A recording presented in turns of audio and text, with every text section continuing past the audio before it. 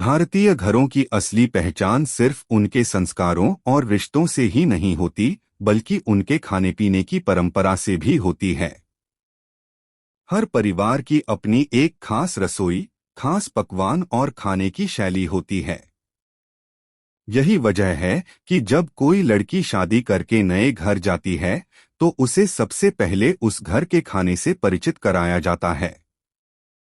यही खाना उसे ससुराल से जोड़ता है और वही उसके रिश्तों की मिठास भी बढ़ाता है। यह कहानी भी एक ऐसी ही दुल्हन की है, जो पहली बार अपने खानदानी ससुराल में जाती है और वहां के शाही खाने का अनुभव करती है। भाग एक, नई दुल्हन का पहला कदम। रीमा एक मध्यमवर्गीय परिवार की लड़की थी।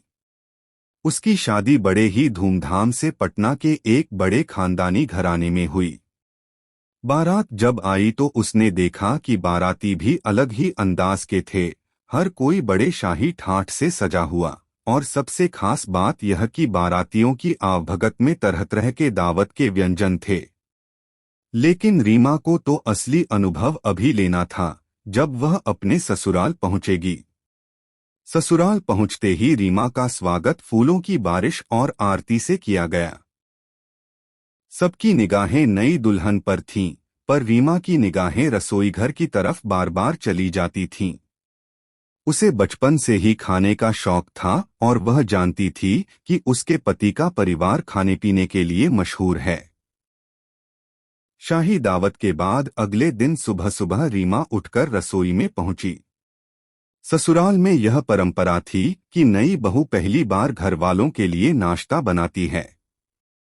रीमा ने सोचा, कल तो सबने मेरी तारीफ की, आज मुझे और भी अच्छा बनाना होगा। उसने चाय के साथ परोसे आलू के पराठे, दही और घर का बना हुआ मक्खन, साथ में अचार और नमकीन चटनी।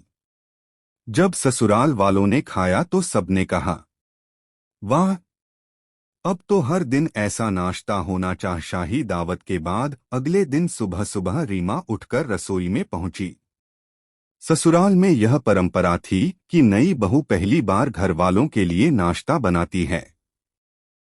रीमा ने सोचा, कल तो सबने मेरी तारीफ की, आज मुझे और भी अच्छा बनाना होगा।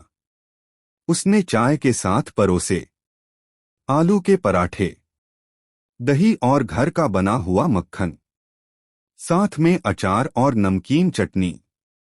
जब ससुराल वालों ने खाया तो सबने कहा, वाह, अब तो हर दिन ऐसा नाश्ता होना चाहिए। खाने पीने के मामले में यह परिवार हमेशा आगे रहता था।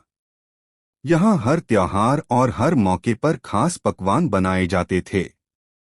सासू माँ ने रीमा से कहा, बेटी, अब अगली चुनौती तुम्हारे सामने है। हमारी परंपरा है कि जब भी घर में कोई नया सदस्य आता है, तो वह पूरे परिवार के लिए खानदानी थाली तैयार करता है। रीमा थोड़ी घबराई, लेकिन मुस्कुराकर बोली, मैं कोशिश करूंगी मां जी। खाने पीने के मामले में यह परिवार हमेशा आगे रहता था। यहाँ हर त्योहार और हर मौके पर खास पकवान बनाए जाते थे। सासू माँ ने रीमा से कहा, बेटी, अब अगली चुनौती तुम्हारे सामने है। हमारी परंपरा है कि जब भी घर में कोई नया सदस्य आता है, तो वह पूरे परिवार के लिए खानदानी थाली तैयार करता है। रीमा थोड़ी घबराई, लेकिन मुस्कुराकर बोली, मैं कोशिश करूंगी मां जी।